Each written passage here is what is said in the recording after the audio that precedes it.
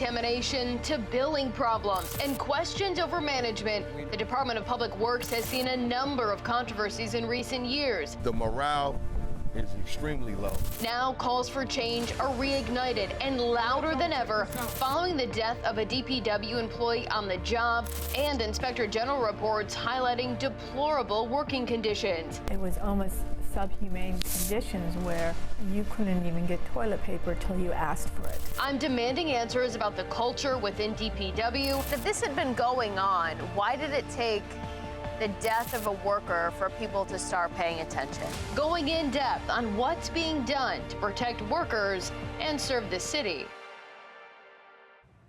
Thank you for joining us for this week's edition of Fox 45 News in Depth. I'm Mackenzie Frost. The Department of Public Works has been under fire recently following Inspector General reports detailing subhuman working conditions at DPW facilities and the death of an employee on the job. But issues inside DPW stretch back years. In 2020, the department coming under fire after an Inspector General report revealed thousands of faulty water meters and unaddressed service requests.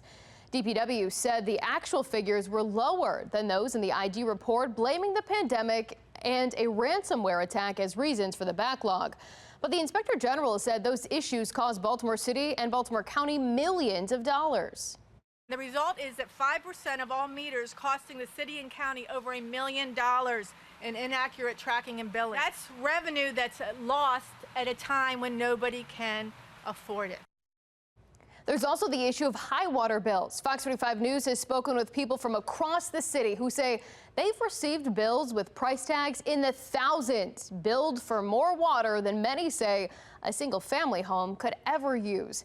In one case, city officials said human error was to blame for a $15,000 bill issued to a South Baltimore customer. In 2022, DPW water samples tested positive for E. coli, impacting some people in West Baltimore. But according to internal emails obtained by Fox 45 News, the department failed to properly notify the public within 24 hours, a violation of the Safe Drinking Water Act.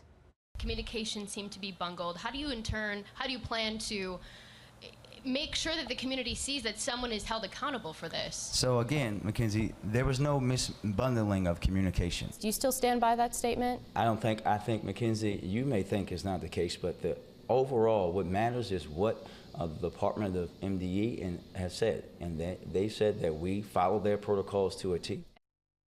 Months after our investigation into the E. coli contamination, Fox 45 News obtained a letter from the State Department of Environment confirming the notification the city put out did not meet federal requirements. That same year, massive amounts of fecal bacteria were found in the water near a city-owned Back River wastewater treatment plant in Baltimore County. The Maryland Department of Environment directed the Maryland Environmental Service to take over control of the plant after Baltimore City failed to comply with orders to end illegal water pollution.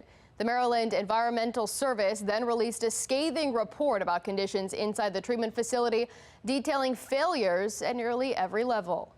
Nobody really knew the full magnitude of the problems in the plant. And the magnitude of the problems is a 239-page report outlining operational failures, mechanical failures, staffing failures, oversight failures.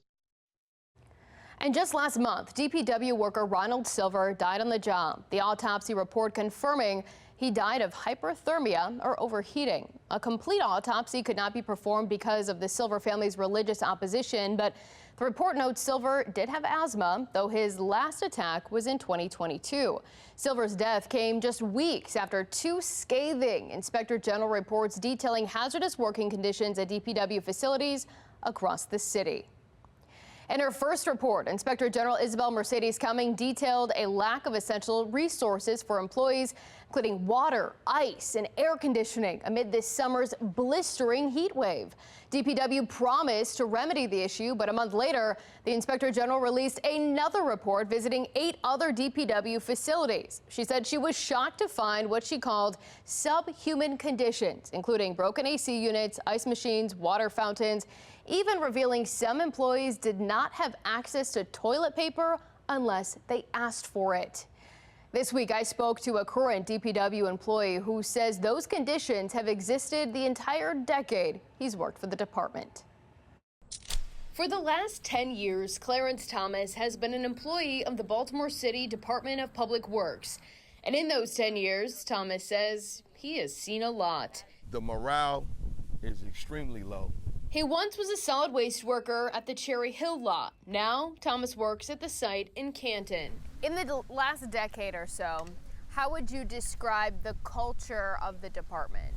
The workers are incredible. It's like a fraternity or a sorority, because I can't leave the women out neither. You got to pass the test. You describe it as a fraternity or a sorority, and sometimes fraternities, sororities get in trouble for the behavior. Yes. Hazing, Bullying, things like that. threats. Is that happening at DPW? It's been happening for years. It's been happening before I even came. I went to college. I seen this in college, and I'm seeing it now in DPW. And it's been going on for years. This crew don't mess with that crew.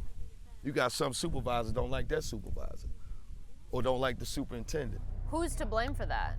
It's a disconnection that starts from the top, though, because the only problem that I have with the upper management is that you got to come out them cubicles and you got to come out them offices. Thomas attributes the majority of the problems at DPW to that disconnect, but it seems like the problems are deeper. On August 2nd, Ronald Silver II died of hyperthermia, or heat stroke, on the job. There's been a lot of focus placed on DPW recently following the death of Ronald Silver. Yeah, R.I.P. to Ronald Silver. Long live Silver. Following the Inspector General report looking at conditions, was any of that a surprise to you? No, it wasn't. It wasn't a surprise. It's just that some of us, we just had enough. You understand what I'm saying? How can I be a man to my wife and my kids and to protect them if I come to work and I feel that I'm in a threatening situation? It's been more than a month since the death of Ronald Silver, but Thomas's concerns are very much alive. I'm always concerned. I'm asthmatic. I got asthma. I got my pump in my pocket. Thursday was code orange. Air pollution. Yeah. Air quality. That affects me. I still had a job to do, and I still got to feed my family, my wife and my kids. So what does your supervisor do to protect you in conditions like that? They didn't do nothing until it came about before Mr. Silver. You know, that happened to Mr. Silver. But before that, 5 weeks, we suffered. Guys are falling out on these routes. Really? Yes, falling out, dizzy, then got hurt on the routes.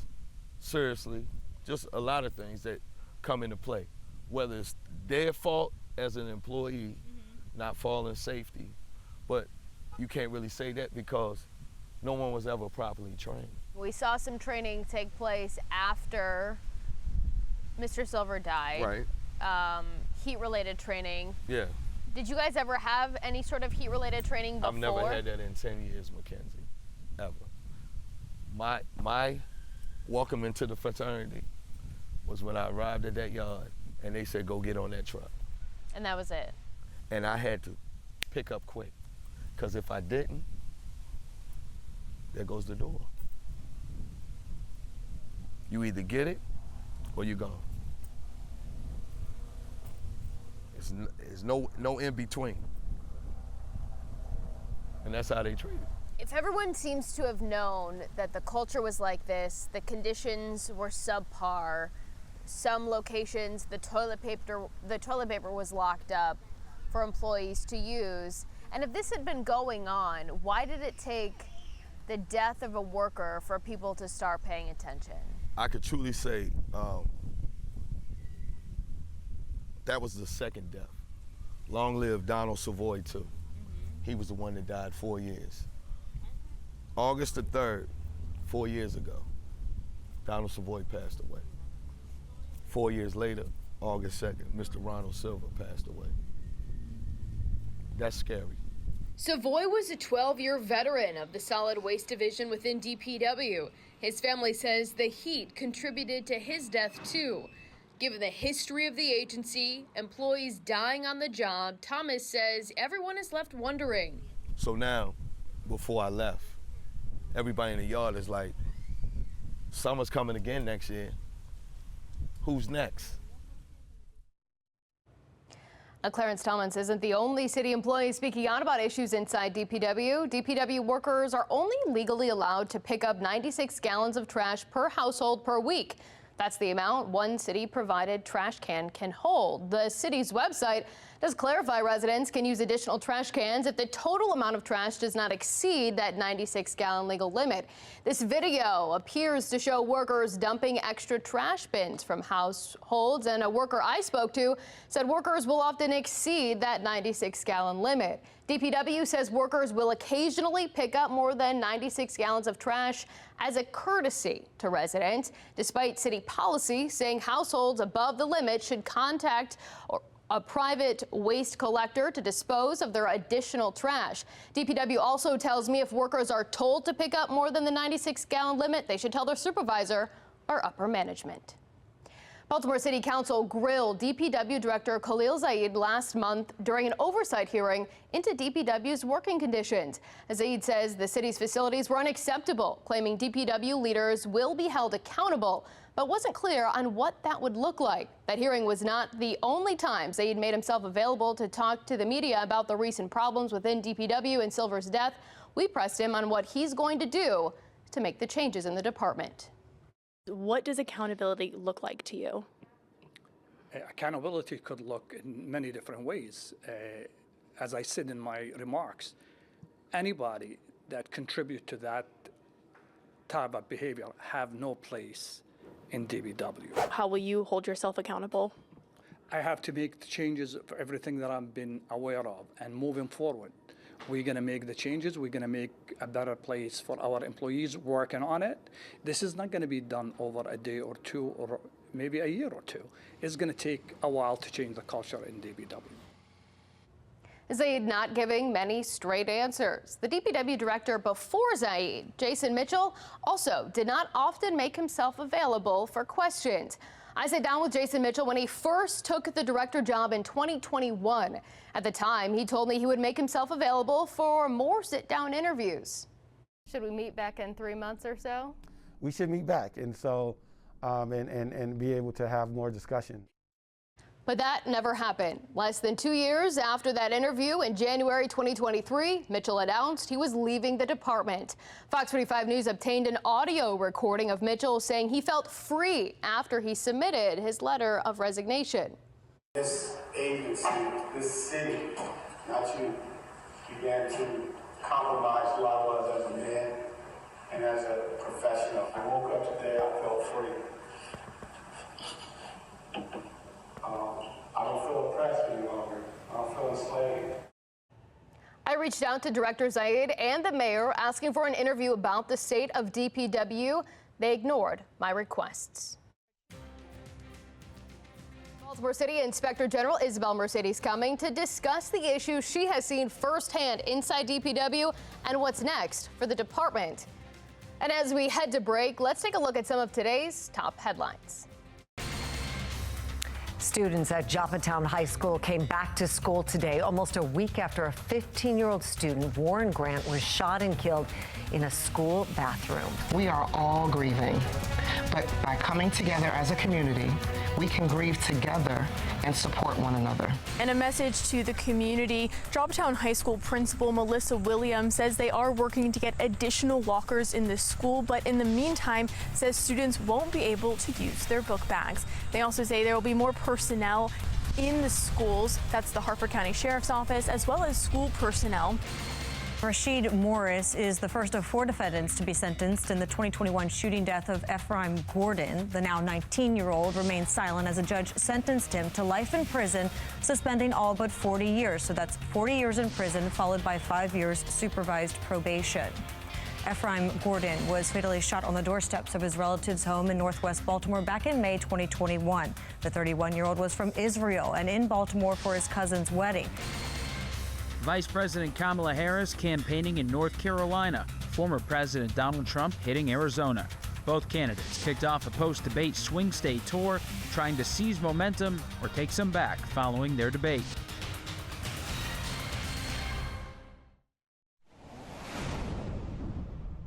we get treated like what we are, trash. So who pay attention to trash? Last month, DPW workers and community leaders rallied for better working conditions following the death of Ronald Silver. Many workers spoke out about what they call department mismanagement and supervisors not being held accountable for toxic work environments. Local attorney Thiru Vignaraja, representing Ronald Silver's family, attributed the push for change inside DPW to Inspector General Isabel Mercedes Cummings' report revealing DPW's unsafe working conditions in the months before Silver's death. I didn't hear any of that until, God bless her, our Inspector General responded to complaints that were filed 2 months before Ronnie died, on June 2nd. And then warning after warning after warning, and we still did nothing until a man died. Baltimore Inspector General Isabel Mercedes Cummings joins us live now here in the studio. Isabel, thanks for joining us. I want to get right to those findings of the report. Just going through some of the pages, it's almost difficult to believe that these were the working conditions for some employees working for the city of Baltimore. What surprised you the most about it? I think I was very surprised by the safety conditions, in that we were sending people out, and we all have to admit it was a very hot summer. Sending them out in that type of condition, without water, without electrolytes. And even when they did get water, it was placed in trash cans. I mean, those type of conditions were shocking. But on a personal level, back in 2019, I was at Rebird, and because we were doing an investigation, and what really surprised me the most was the fact that it had gotten so much worse. I thought it was bad in 2019. It had gotten worse. And I mean, shame on me for not going back and not looking, but everybody said that, new facilities were coming. It was, oh, it's just temporary. Well, almost 5-6 years later, it's worse. It's worse. It's worse. And from your understanding, are the steps necessary being taken to ensure that these working conditions are getting better right now? It's a great question. The last really hot day, I guess it was about 2 weeks ago, when they allowed the workers to start earlier, I actually went out again to check out if any changes had been made. And the fact of the matter, the employees were getting water, were Gatorades, there was new containers. Some of the facilities, some of them had paint on it. I mean, changes were happening. And in the physical facilities, that's great. And that's what needs to happen. It certainly needs to keep happening, because these are not great conditions. And, our focus, I always from the beginning said that this case was not about water and Gatorade. This case is about conditions. This case is about the systemic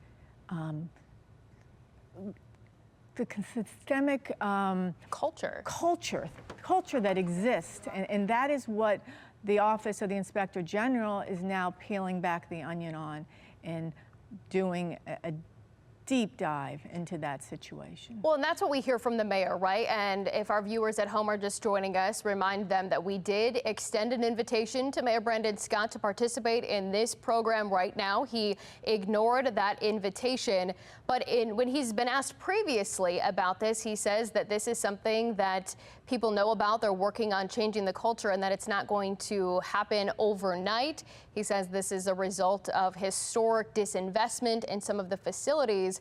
And in our previous segment, we heard from the current DPW director talk about how some of these changes won't happen overnight, and it could take months, if not years, to address some of the cultural concerns. Do you believe the DPW workers on the payroll right now have years to wait for this to change? They've been living these conditions for years. I mean, I have been the Inspector General of Baltimore City for 6 years. Mayor Brandon Scott has been part of city government for probably 20 years. I mean, this is something we all have to own, that we are accountable for not realizing how bad these conditions have become. So now we are all aware, and this has to change, because the sanitation workers of Baltimore City are doing not only a difficult job, but a critical job for Baltimore City.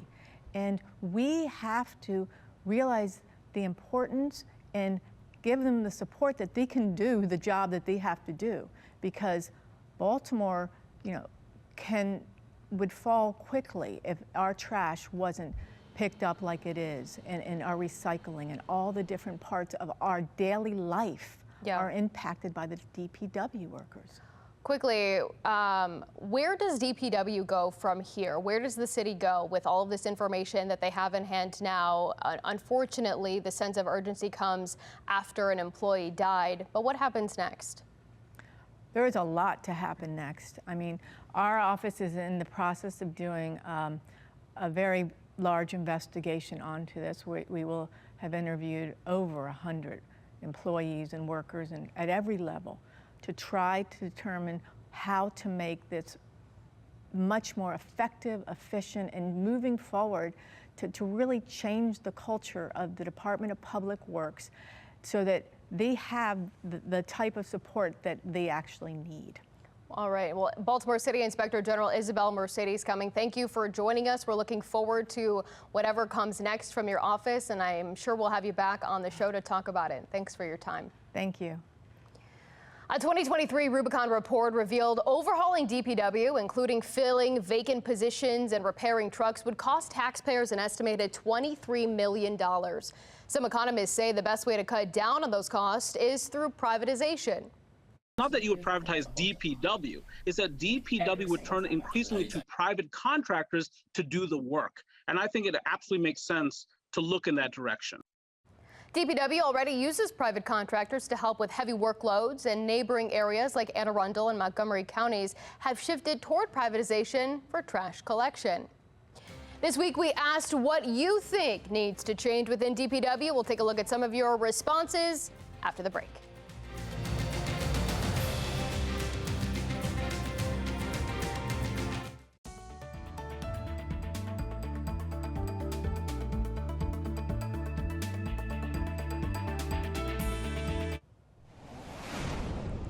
We asked what you think needs to change within DPW, and I want to take a look at some of the responses that we got from our viewers at home. Let's take a look at this one from Joanne Taylor. We need to get the best people to fill the jobs regardless of race or sex. There are far too many people that are working who are inept.